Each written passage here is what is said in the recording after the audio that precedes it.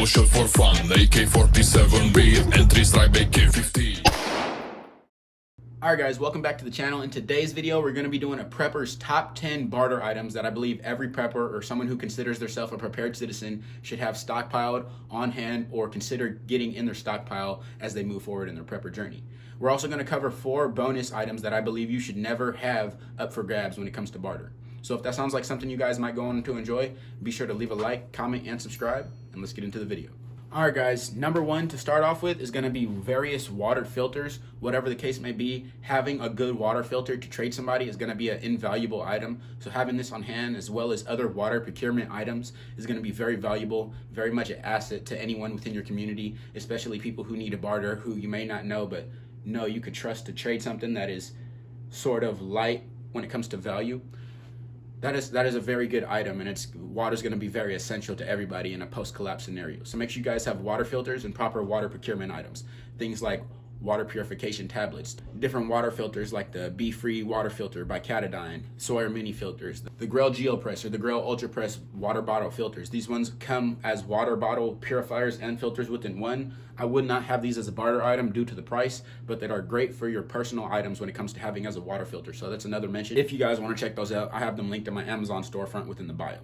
But yeah, that's going to be for number 1. Definitely have some water procurement and water filters. Those are going to be great for trade. 2 is going to be vices. And if you guys aren't familiar with what I'm talking about when it comes to vices, things like alcohol, tobacco is going to be very valuable in a SHTF scenario, post-collapse, without rule of law scenario. If you guys have things like alcohol, tobacco, whatever the case may be, having these items are going to be good to have, and they could also be great as a morale booster in certain situations, certain scenarios, and it's something good to keep on hand. Make sure you're storing it properly for long-term storage though. Number 3, when it comes to trade or barter items, and this is something that I personally find as a very valuable trade item. This is something I would trade certain things for. In an SHTF society, there's going to be plenty other guys like me out there who want their caffeine and want their coffee. So if you guys have coffee and you need a bag of rice, or you need some salt to season a steak, or whatever the case may be, season up a nasty freeze-dried meal, you guys could trade somebody a few coffee packets for a small bag of salt, and that's an easy barter. But having coffee as a barter item is going to be a very valuable item, and you're never going to find it as something that you feel you wasted your money on, you wasted your time on, because even if you don't end up bartering coffee, everyone likes coffee. I'm sure you have someone in your family who will drink coffee, so having coffee and sugar on hand is always going to be good to have when it comes to preparedness. Like I said, guys, people who consistently built a habit from a caffeine addiction are really going to crave these items, as well as if you guys are ever in a scenario where you're needing to stay up at night to keep watch, caffeine is going to be very vital. So even if you're not using it for barter, personal use, caffeine is good to have. You could store caffeine pills, you could store coffee, and you could store caffeinated drink packs. Just make sure you guys store a good mixture of all of those if you want to be prepared.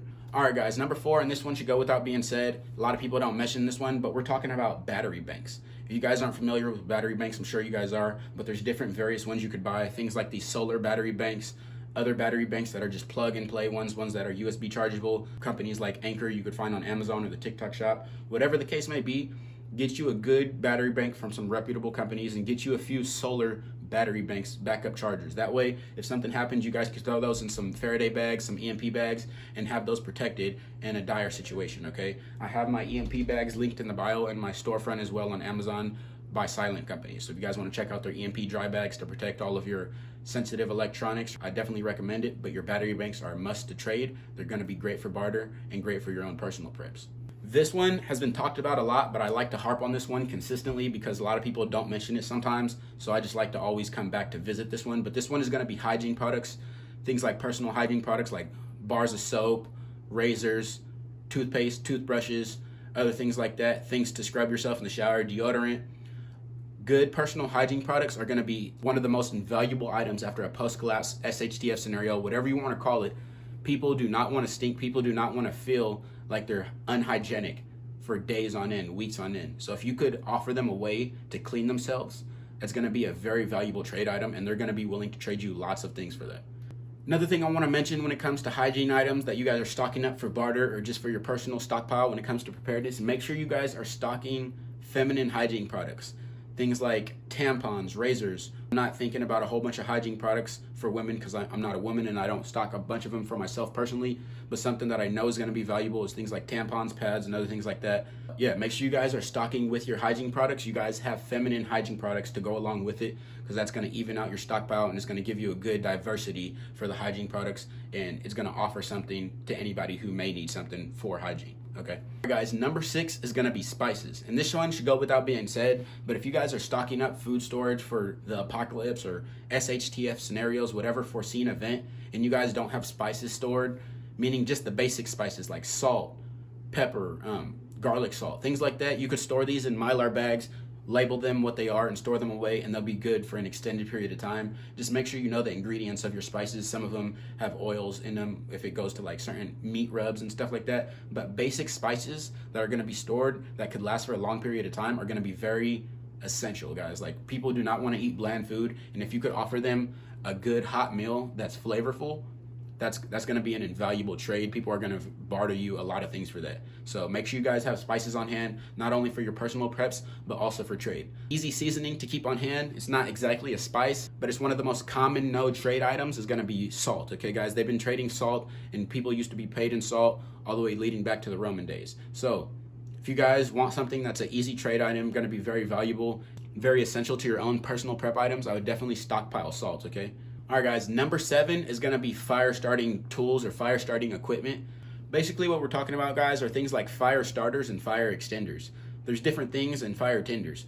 So a fire extender is something that you could light on fire and it's going to burn for a long period of time, but it's not necessarily a fire tender. The difference between a fire tender and a fire extender is a fire extender is going to stay lit for a long time, but it's not as flammable as the fire tender. The fire tender is to get a quick spark and turn into flame, right? The fire extender is going to keep that flame lit long enough for you to put twigs and other kindling on top of it to ignite your fire and build on top of that. But yeah, it's going to be a vital item to have. It's going to be greatly appreciated, guys. If you guys could just have a pack of big lighters, a lot of people are going to find those useful for smoking, survival, or whatever the case may be. Just make sure you guys got lighters for trade, fire tenders. You could even make these at home when it comes to dryer lint, sawdust, and Vaseline, or whatever you want to get creative with. Just have things that people could start fires with ready to trade them for, okay? Number 8, and this one goes often overlooked, but a lot of people don't think about the demand of socks and proper footwear / foot care. Post-collapse scenario, a lot of people are going to have holes in their socks. A lot of people are going to have been walking for multiple miles on end. They're going to have blisters. They're going to need proper foot care, proper change of socks, and things to take care of their feet being able to move forward, because if you're hiking for an extended period of time, it starts to really beat onto your feet, and after one day you could have a really bad day just from hiking, say 10 miles, okay, if you don't take care of them properly. So make sure you guys have a stocked amount of socks. Have some good socks that you could trade. Even if they're just cotton socks, those are easy to trade, but the best socks to trade are going to be good wool socks. You guys don't got to get nothing expensive and fancy like Darn Tough, but get some good quality wool socks with some good elasticity. That way they're not just going to expand and become like a little sock mitten. You know, you don't want something where you're walking on it and then it expands and now it's just rubbing back and forth and chafing your foot against the inside of your boot. That's how you build a lot of hot spots, and that gives you early blisters. You want to get good quality socks that aren't going to chafe too much, okay? This is for your personal use, but also for trade. But also, when it comes to trade, you don't got to get the most Gucci gear. Like I'm saying, just make sure you guys get some good trading gear when it comes to socks, such as wool socks. And number 9, this is another unique item, but we're talking about bartering skills. If you guys have any unique skills, you could be into carpentry, you could be a plumber, you could be a mechanic, whatever the case may be. If you guys have a unique set of skills that you could offer to a community or to other people who don't have that set of skills in their community and they need something worked on, you guys could be a very valuable asset just within that. You know, just within that aspect, you could barter yourself. Your skill could be your bartering item. So you don't necessarily even have to give away any of your supplies or anything that you've stocked for yourself. You could use your own personal skills and the things that you've learned in a current rule of law society, whatever your job was before. You could put that into use after SHTF and barter that. And instead of getting paid in currency, getting paid in US dollars, now you're getting paid in a barter system. So for doing something for them, taking care of their garden, fixing a vehicle for them, or fixing a wall that's been broken, you guys could get traded a bag of rice or something like that. Whatever the case may be, I definitely recommend considering that. Number 10, this one goes unmentioned a lot, but I don't know why people don't include this within their barter list. Some barter lists that you guys check out are going to include this, but specifically what we're talking about here is canned goods, canned foods. The reason I include this as a barter item is because they're cheap. They don't expire very quickly depending on what you buy. Some of them will last 10, 15 years plus. Like literally, they will be good. Like Spam doesn't really expire. Tuna could last a very long time.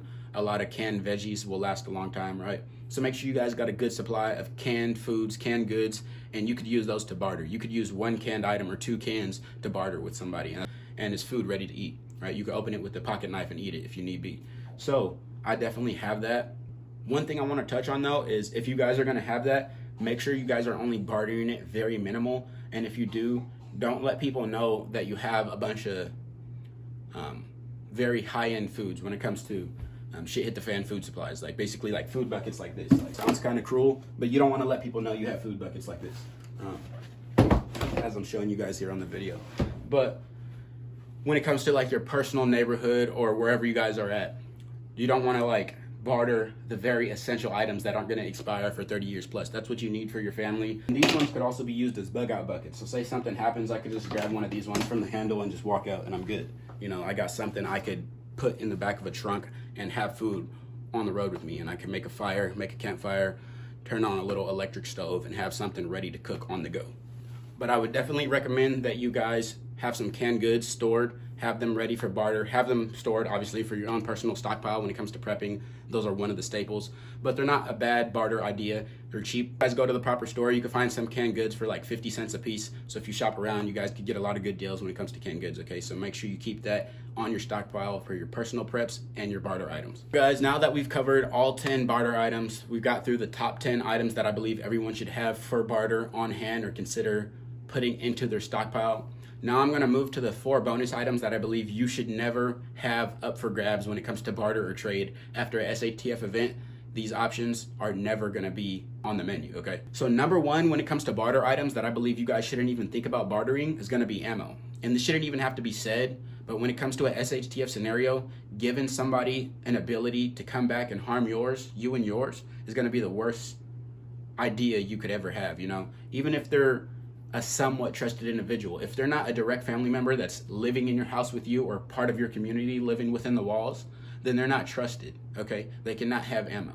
The only people that could have ammo, a box of ammo or extra magazine, is somebody that's part of your mutual assistance group, your community, or a direct family member who's living in your house with you post-collapse. Giving somebody else ammo gives them the direct ability to come back, harm you and yours. Now you stockpiled it for them. You gave them defensive and offensive capabilities, okay? So make sure you aren't just bartering ammo willy-nilly or any defensive capabilities or weapons. Number 2 is gonna be medications. And this goes without being said, but if you guys have things like antibiotics, pain medications, just essential meds that are gonna be very valuable for you and yours, I don't think these are really gonna be worth bartering. Because if you guys barter these and something happens where one of your people gets sick or has an infection and now you're like 10 pills short because you bartered all your antibiotics a couple months back, or you bartered half of them, now you have a problem. You have a big problem and you guys gotta go outsource and try to scavenge. And now you put yourself in a bad situation and you're not properly prepping. So I wouldn't ever barter or trade any medications. It's just a bad idea and it's gonna leave you and yours without, and it's gonna let people know you have an abundance of lots of different things, and it's gonna give them a reason to come and try to leech off of you. Number 3, and this one also for a non-barter item is very common to think of, but I would never barter fuel, meaning gasoline, propane, whatever the case may be. If you guys have fuel on hand, I just would never barter this, even if it's solar. Solar could count as a fuel because it's power. I wouldn't let people borrow any power from your solar generators. I wouldn't let anybody borrow any solar panels or anything. Like I said, things change when people live within the walls, within your community, or in the house with you if they're your immediate family members in your household, in your immediate household. But if these are other people, other communities that you are bartering with, there has to be strict certain rule sets when it comes to this. So I would never barter fuel with anybody or give anybody fuel unless I was supplying them to go do a run or it was something that we needed for our own. Obviously, we're going to supply our own fuel for our groups, right? But yeah, fuel is off tabs when it comes to bartering items. All right, guys, and last but not least, number 4 for the non-bartering item that you should never barter is gonna be water, or any of your water stores for that matter. I talked about why you should barter water filters and water procurement items. This gives people a way to go and get their own water, filter water from a local nearby source, or clean water that they already have if they need to treat it, right? But if you guys are giving people water from your own personal water stores, your water that's currently stored where you're at and 7-gallon containers, 5-gallon containers, 55-gallon drums, whatever the case may be. If you guys are sharing water, you're gonna let people know you have an abundance of water stored, or you're gonna put yourself in a bad scenario where you're now on a shortage of water, and water is the first thing that's gonna run out. You guys do not wanna have a shortage of water. That's the main, most important vital prep, okay? You need to prep water and food, and in that order. So if you ever run out of water, your preps are lacking and you're in a really bad stage of preps, and you're gonna be put in a bad scenario, okay? So make sure you guys are never bartering your water. Make sure you guys are never bartering these last 4 items. And you could customize this barter menu, this barter list as much as you want. Make your own barter items and choose what you think is good and not good for bartering, or choose if you want to barter at all. A lot of people don't consider bartering at all because it costs an extra price to add onto your prepping. But you could just store a surplus of the preps that you already had and just use those for barter as well. You don't have to have just a specific set section of barter items, though it's smarter to have it that way, because if you have some barter items specifically set there already, then you don't have to worry about them interfering with your actual food preps or anything you're storing for you and yours. You have barter items already ready. If something happens, you could go over here and be like, we need to get the barter box, we're gonna trade something with somebody. But that's basically my thought process on it. I wanna know what you guys think. Comment down below in the comment section. What do you consider a good barter item? This is a really good conversation, and I love talking about these sort of topics when it comes to prepper talks and things like that. So I'll be adding this to my prepper talks playlist and having more videos like this coming out later on today or later this week. But definitely let me know what you guys think. What are some good barter items? What do you think of my list? Is there anything you would change, edit? Definitely curious to know what you think. But yeah, like I said, I'll have more videos like this coming out later on today or later this week involving prepping and things alike, maybe some gun guide talks. I'll also have more short form content coming out on my TikTok and YouTube shorts.